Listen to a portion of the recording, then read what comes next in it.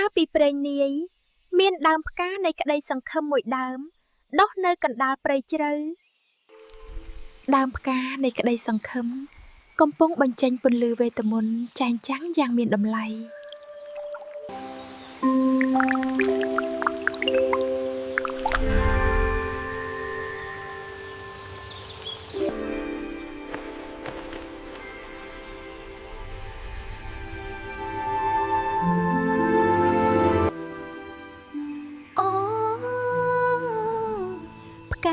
នៃក្តីសង្ឃឹម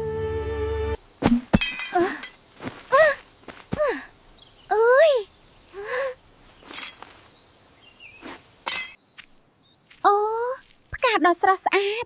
ឯងឆាប់ធំមកណា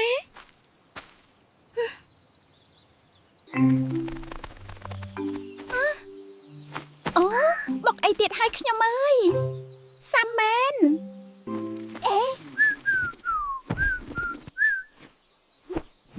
Petal ញ៉ាំ raspberry អត់អូអរគុណណាស់បាស៊ីលអរគុណណាស់បាស៊ីលងាកមកម្ចាស់ក្សត្រីវិញព្រះនាងហាក់មានការបារម្ភអ្វីមួយយ៉ាង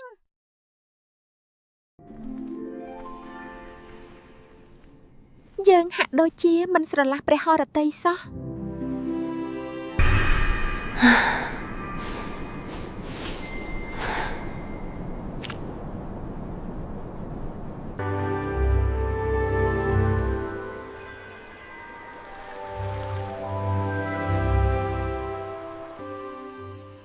ដែនអាណាចក្រដ៏ស្រស់ស្អាតអើយបើអត់ពីយើងទៅតើអ្នកនឹងទៅជាយ៉ាងណាសួស្តីបានីលី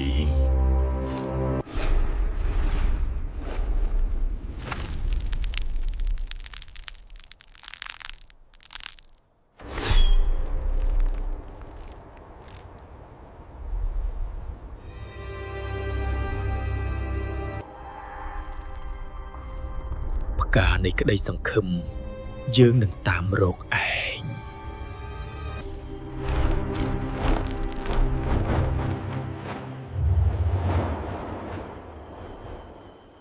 ងាកមកតួអង្គថ្មីយើងឯណេសវិញគាត់គឺជា Mayor Ghostword និងកូនស្រីរបស់គាត់ Lily Ghostword លុយលុយយើងស្រឡាញ់ពួកឯងណាស់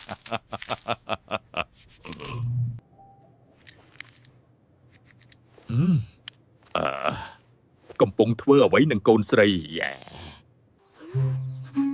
កូនកំពុងគូររូបណាប៉ា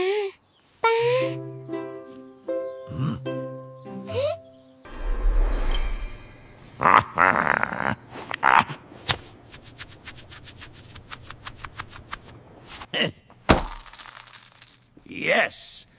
untold riches.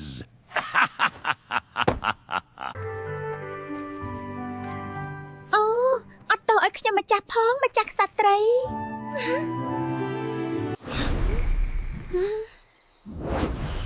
វាគ្រោះថ្នាក់ខ្លាំងណាស់ពួកគេមានថាមពលខ្លាំងក្លាណាស់ផ្កានៃក្តីសង្ឃឹមត្រូវការបេះដូងដ៏បរិសុទ្ធរបស់ឯងណា Petal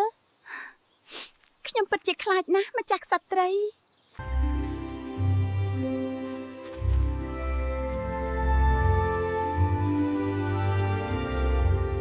ឯងអាចធ្វើបាន Petal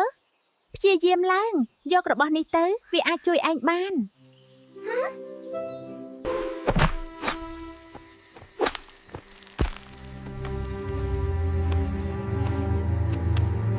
Oops